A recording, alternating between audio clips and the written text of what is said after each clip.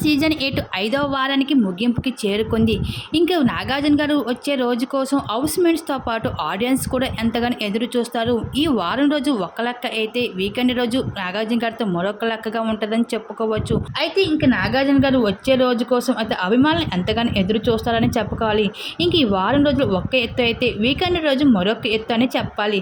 ఎందుకంటే హౌస్లో చేసిన హౌస్ మేట్స్తో పప్పుల పెయిన్ వీకెండ్లో నాగార్జున గారు కడిగి ఆడి పారేస్తారు కాబట్టి ఇంక ఈ తరంలోనే విష్ణుప్రియని ఎప్పుడు లేనట్లయితే గట్టిగా ఇచ్చుకున్నాడు. ఇంక ఈ వీకెండ్లో వచ్చిన నాగార్జున గారు హౌస్లో ఉన్న హౌస్ మేట్స్ అందరితో మాట్లాడుతూ విష్ణుప్రియ దగ్గరికి వచ్చి, విష్ణుప్రియ రోజు రోజుకి నీ ఆట మరింత దిగజారిపోతుంది ఎందుకమ్మా అనేసరికి అర్థం అనుకుంటాను సార్ అంటే, ఎప్పటి నుండి అమ్మా నువ్వు బయటకు వచ్చిన తర్వాత అర్థం అనుకుంటావా అని అడిగేసరికి ఏం మాట్లాడలేకపోయింది, సైలెంట్గా ఉండిపోయింది విష్ణుప్రియ.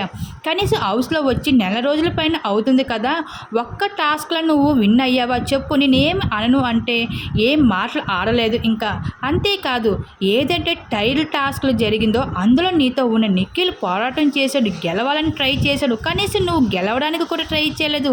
నువ్వు ఏదో వెకేషన్కి వచ్చినట్లుగా ఎంజాయ్ చేస్తున్నావు.